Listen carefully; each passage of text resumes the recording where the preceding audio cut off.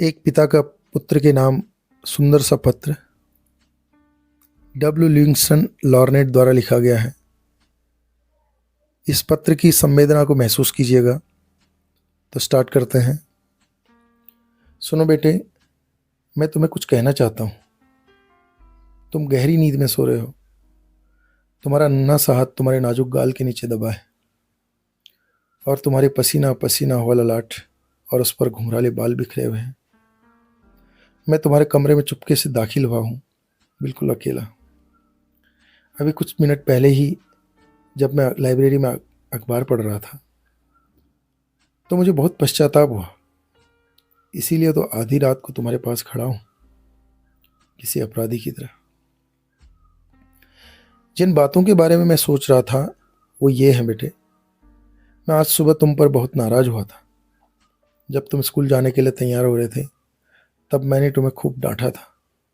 तुमने टॉवेल के बजाय पर्दे से हाथ पोंछ लिए थे। तुम्हारे जूते गंदे थे, इस बात पर भी मैंने तुम्हें खूब कोसा था।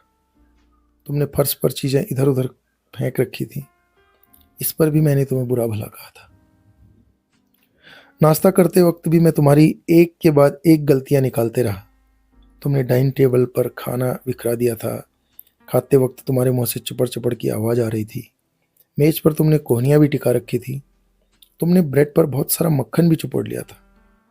ये नहीं, जब मैं ऑफिस जा रहा था, तुम खेलने जा रहे थे तो तुमने मुड़कर हाथ हिलाया और बाय डैडी कहा था।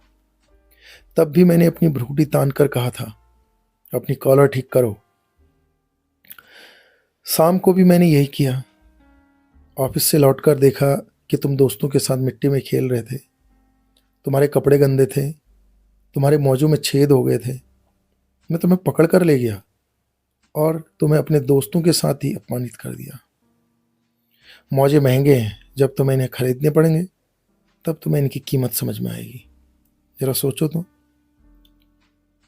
एक पिता अपने बेटे का इससे ज्यादा कितना दिल दुखा सकता था। क्या तुम्हें याद है, जब मैं लाइब्रेरी में पढ़ रहा था तब तुम रात को मेरे कमरे में आए थे, किसी सहमे हुए मृग छौने की तरह। तुम्हारी आंखें बता रही थी कि तुम्हें कितनी चोट पहुंची है, और मैंने अखबार के ऊपर से देखते हुए पढ़ने में बाधा डालने के लिए तुम्हें झिड़का। कभी तो चैन से रहने दिया करो, अब क्या बात है। और तुम दरवाजे पर ही ठिठक गए थे। तुमने कुछ नहीं कहा, बस भागकर मेरे गले में बाहें डालकर मुझे चूमा था और गुड नाइट कहकर चले गए थे। तुम्हारी नन्ही बाहों की जकड़न बता रही थी कि तुम्हारे दिल में ईश्वर ने प्रेम का ऐसा फूल खिलाया है जो इतनी उपेक्षा के बाद भी नहीं मुरझाया है। और फिर तुम सीढ़ियों पर खटखट करके चढ़ गए थे। तो बेटे, इस घटना ने कुछ देर बाद ही मेरे हाथों से अखबार छूट गया था और मुझे बहुत ग्लानि हुई थी। यह क्या होता जा रहा है मुझे? गलतियां ढूंढने की, डांटने डपटने की आदत सी पड़ती जा रही है मुझे। अपने बच्चे को बचपने का यह कैसा पुरस्कार दे रहा हूं। ऐसा नहीं है कि मैं तुम्हें प्यार नहीं करता हूं, पर मैं एक बच्चे से जरूरत से ज्यादा उम्मीदें लगाए बैठा हूं।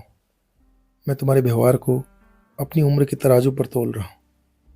तुम इतने प्यारे हो, इतने अच्छे और सच्चे हो। तुम्हारा नन्हा सा दिल इतना बड़ा है जैसे चौड़ी पहाड़ियों के पीछे उगती सुबह। तुम्हारा बड़प्पन इसी बात से नजर आता है कि दिन भर डांटते रहने वाले पापा को भी तुम रात को गुड नाइट कहने आते हो। आज की रात और भी महत्वपूर्ण है। मैं अंधेरे में तुम्हारे सिरहाने पर आया हूं और यहाँ पर घुटने टिकाए बैठा हूं, बहुत शर्मिंदा। मैं एक कमजोर पश्चाताप में बैठा हूं।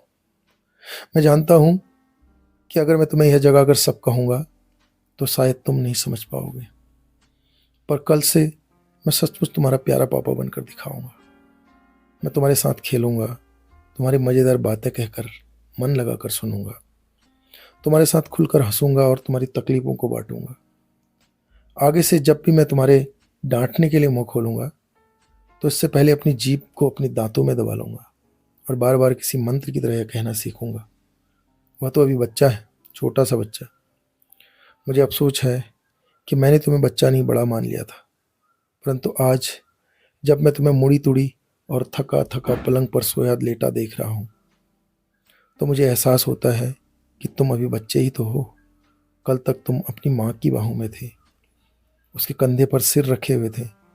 मैंने तुमसे कितनी ज़्यादा उम्मीदें लगा रखी थी, कितनी ज़्यादा। थैंक यू इस पत्र को इतनी ध्यान से सुनने के लिए।